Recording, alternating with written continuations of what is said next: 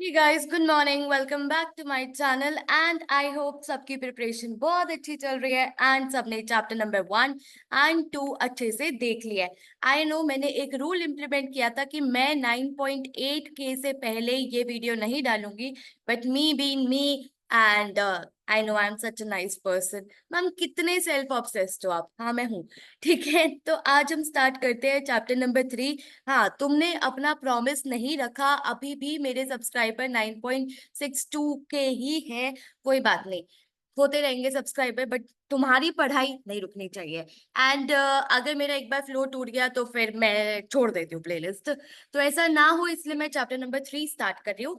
तो जब हम चैप्टर नंबर कोई भी स्टार्ट करते हैं, चाहे वो 2 हो या 1 हो, उसका जो फर्स्ट पार्ट होता है वो बहुत ही आसान होता है। उसमें हम लिटरली इंट्रोडक्शन देते हैं कि आखिर ये चैप्टर में क्या होने वाला है एंड हम ये चैप्टर में क्या उम्मीद रखें, कितने पार्ट्स की एक्सपेक्टेशन रखें।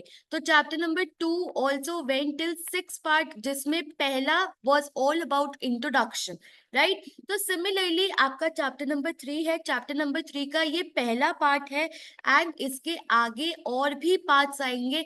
But you need to understand the flow of the chapter कि ma'am at the end of the day what all can be expect from chapter 3 and what all is important from chapter number 3।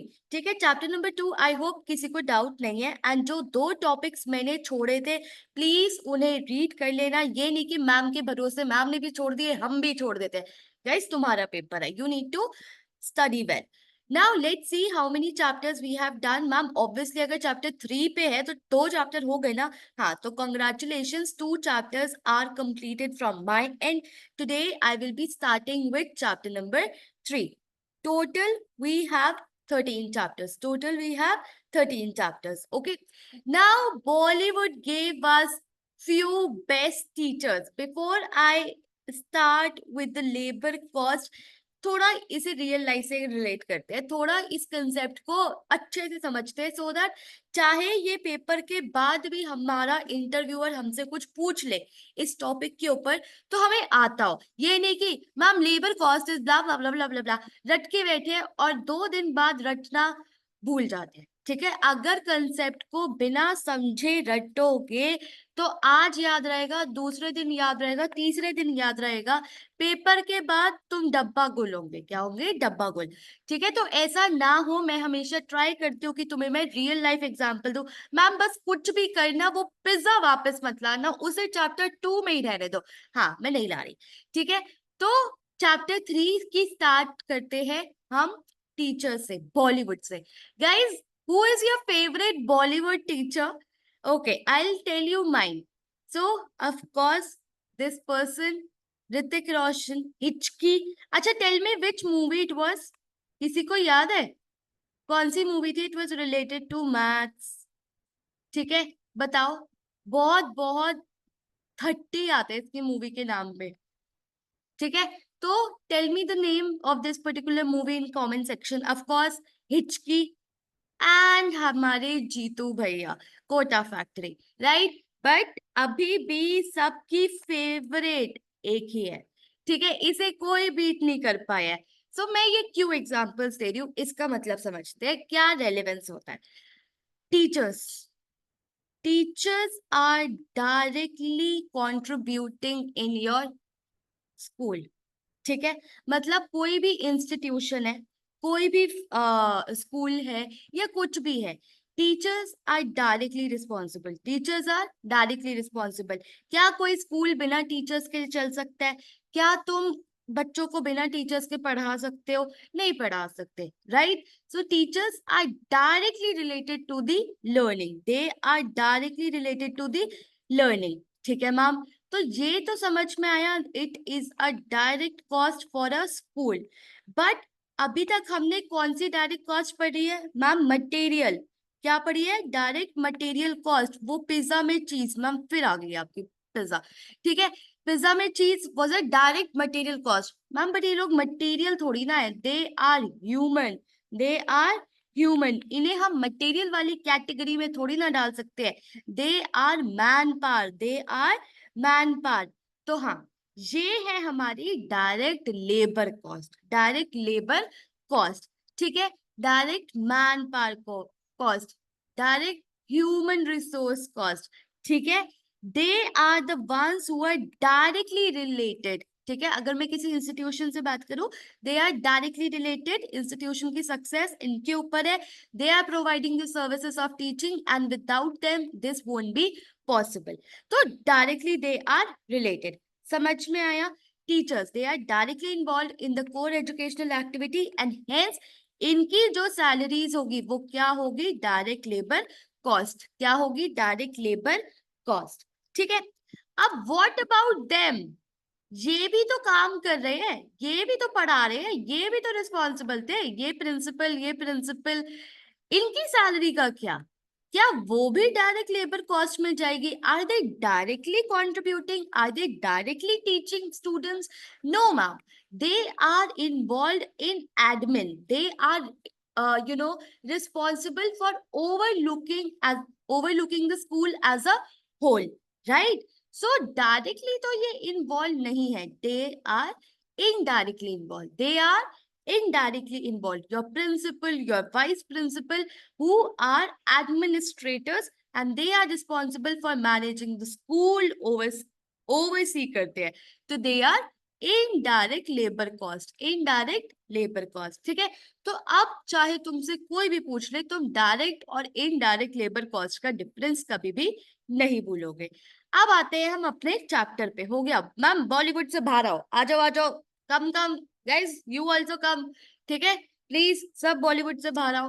अब हम chapter पे आते हैं, तो labour, labour क्या हुआ, human resource, human resource can be in your factory, they can be in your offices, ठीक है, but but but जैसे मैंने बात किया, लेबर क्या है, which I am using in production, मेरे एग्जाम्पल में production was the learning, school का institute and hence teachers became my direct labor cost, direct labor cost, ठीक है।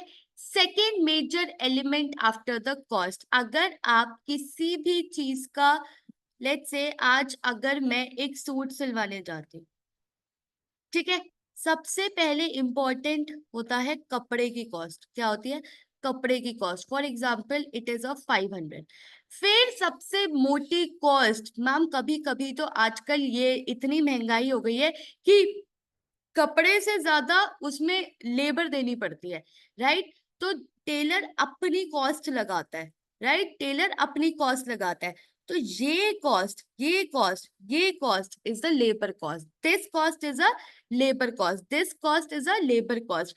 तो हमने क्या देखा कि मैम मटेरियल के बाद the next very important cost जो सबसे ज्यादा होती है, that is the labour cost. हमने पिछले क्लास में इसके बारे में बहुत डिटेल में पढ़ लिया कि इसे कंट्रोल में कैसे रखें, इसे कंट्रोल में कैसे रखें।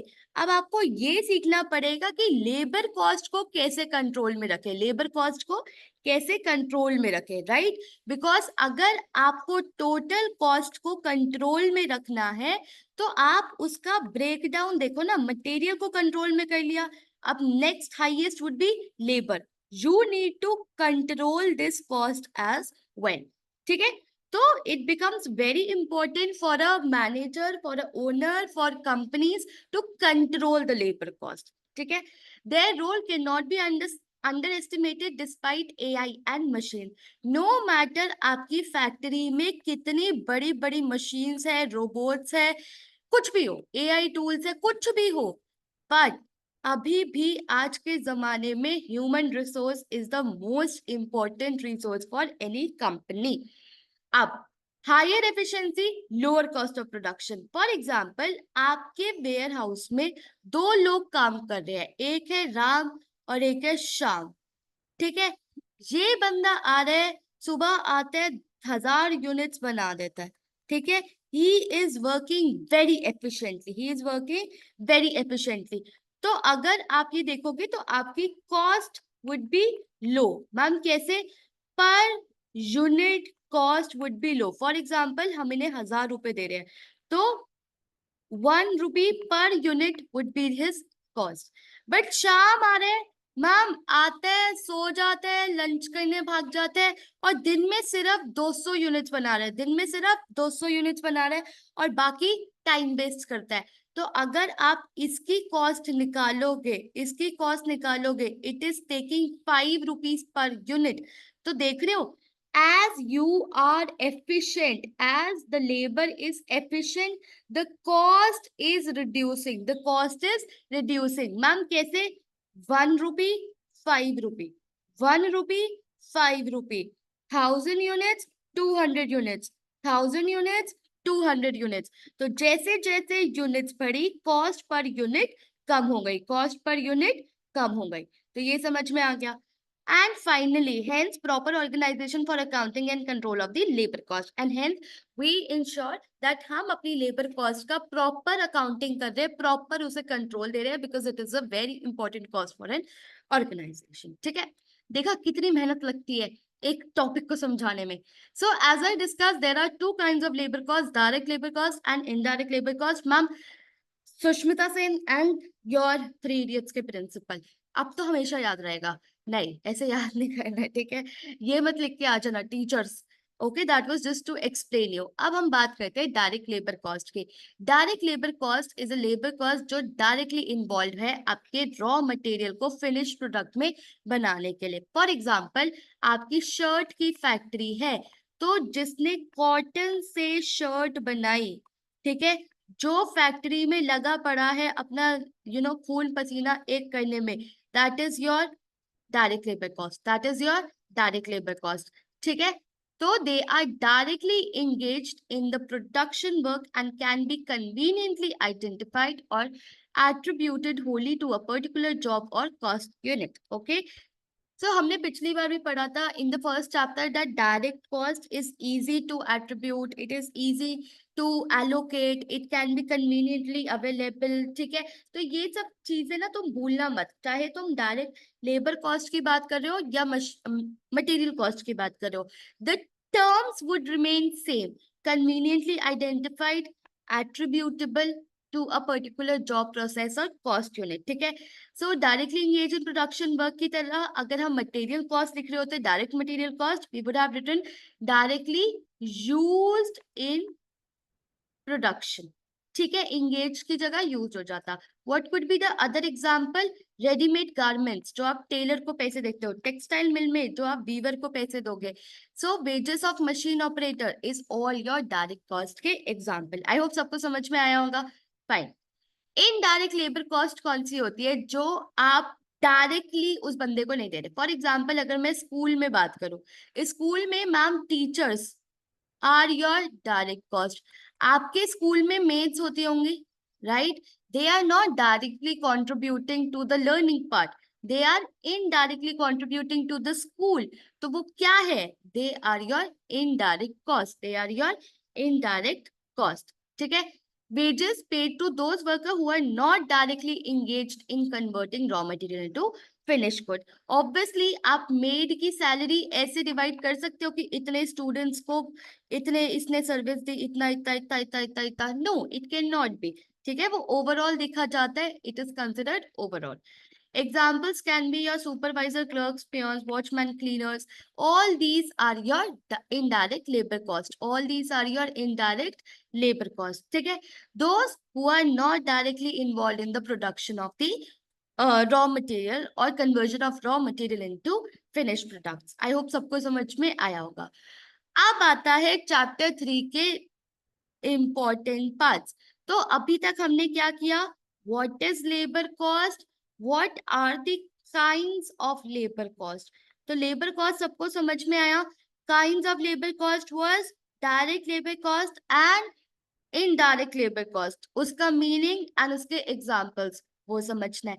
अब मैंने फर्स्ट स्लाइड में बोला था कि since it is a second highest cost after material, you need to properly account for it and you need to properly control it so that organization can earn profits।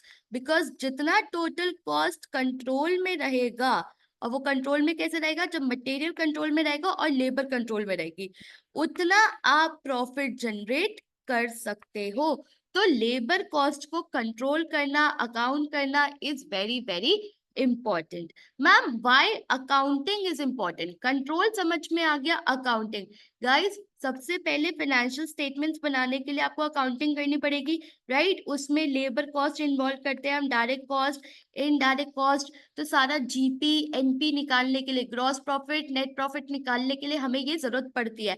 And finally decision making, organisation के पास अगर data नहीं होगा तो वो decisions कैसे लेगी कि मैम कैसे, कितने लोगों को निकालना है, कितने लोगों को रखना है, कहाँ रिक्रूट करना है, कहाँ छोड़ के जा रहे हैं, किसकी कितनी सैलरी है, किसको कितना बोनस देना है, क्या टर्नओवर है। Everything needs to be considered in an organisation relating to the labour cost as well. So accounting becomes very important. So हम क्या करते हैं, for this particular purpose, for accounting and control, we have different departments in the organization taking care of the labor cost. So what are those departments? सुनो, सबसे पहले होता है personnel department. Personnel department is related to personnel, उसकी training, उसका development, उसका selection, उन्हें job के लिए प्लेस करना।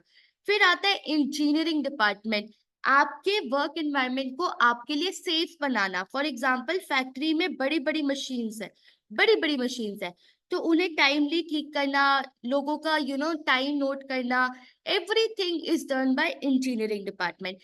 फिर आपने कितनी छुट्टी ली, आप कब आ रहे हो, आप कब नहीं आ रहे, आपने कितना काम किया, आपने कितना ओवर टाइम किया, टाइम कीपिंग डिपार्टमेंट। पेरोल, जिससे हमारे पैसे आते हैं।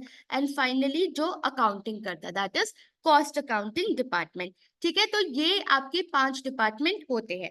अब चैप्टर नंबर 3 का आज हमने फर्स्ट पार्ट किया, तो second part, third part, fourth part, 5 part and 6 part, ऐसे हमारा चैप्टर 3 होने वाला है।